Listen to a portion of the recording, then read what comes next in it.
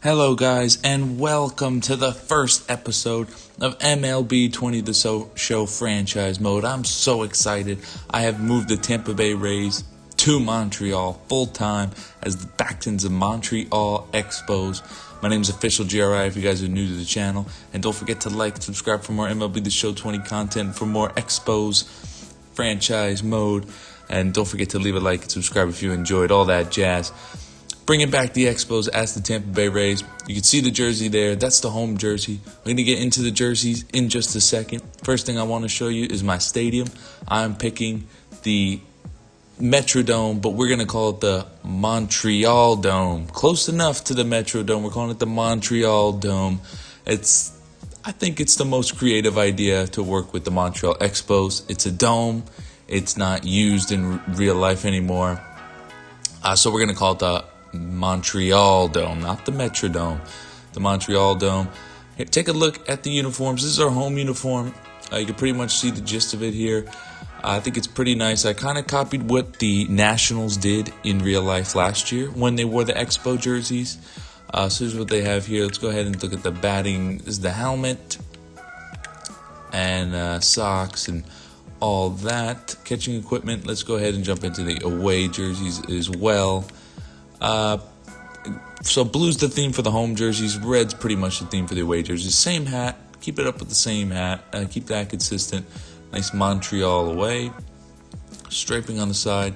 And then you saw the blue shiny helmet for the home. And then we're going to go red matte finish on the away helmet as well. Here we go there. Just show you guys a couple other things. Just to let you know, Montreal Expos. Here we go. Let's jump right into it. Would you like to see this team import the other franchises? No, it doesn't matter.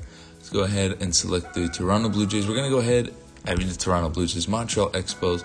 We'll go ahead and mess around with this stuff a little later. GM contracts, turn that off just because. Fantasy draft. Future trading on. Ignore budgets. Designated hitter. We'll just keep it on auto for now. Let's advance into the next thing. Let's make sure all that's on manual. All right, we're going to start in spring training just because the regular season got pushed back in real life. So I want the first episode to be spring training. And we got some roster decisions to make. Let's take a look at the roster real quick, and then I'll let you guys go. This is just an introductory video. But we got a very good starting rotation. Charlie Morton's our ace. Blake Snell right behind him. Ryan Yarbrough, third starter. Only 69 stamina. Don't know how that feels. Yanni Chirino's definitely going to make the rotation. And Glass now, of course, also with the rotation. Another guy who might make the team, Brandon McKay, can hit and pitch. There's his hitting stats right there. Not too good. He's probably just going to be a primarily pitcher. 23 years old, a potential. Played 13 games last year. Had a 5.14 ERA. Kind of struggled a little bit. I think he got sent down as well, but he's really not bad. Not too much pitching depth as they used to. Brent Honeywell, kind of a disappointment. Shane Baz, this guy looks pretty good. It's steal they got from the Pirates trade. Had a couple guys. Anthony Banda, he's going to be on the spring training team. Trevor Richards, kind of whatever. But Brandon McKay, he's definitely going to fight for a place in that squad. Maybe a long relief. 26 people on the roster now, so he has a good chance. The bullpen's okay.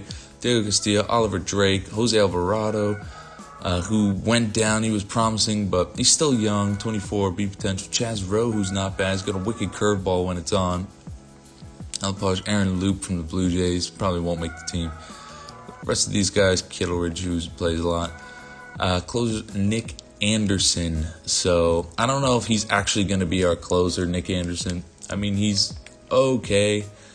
Had a pretty decent year last year. I think I might either go Diego Castillo or Jose Alvarado as the closer. It all depends on how they're actually doing in the franchise. I guess we'll start with Nick Anderson and just see how it goes on. Mike Zunino is going to be our starting catcher. Chris Herman is most likely going to be our backup. I'll actually call him up right now. Gotta add him. I'll mess around with this later, a little later on. G-Man Choi and Nate Lowe are going to be our first baseman. Nate Lowe did pretty good last year. 7 home runs, 263, 50 games. I mean, he's not bad. I remember a couple games I used to watch the Rays. I'm a Yankees fan, so watched the Rays quite a bit. Nathan Lau, he's not bad. I liked what I saw. A lot of potential there. G-Man Choi, I mean, he doesn't really do much. He hits home runs. 261 is whatever. I don't think he's a first baseman of the future. We got him for one more year, a couple arbitration, but we'll see how it goes. Oh, it's pretty cool. The Expos logo changed on the card as well. I just noticed that.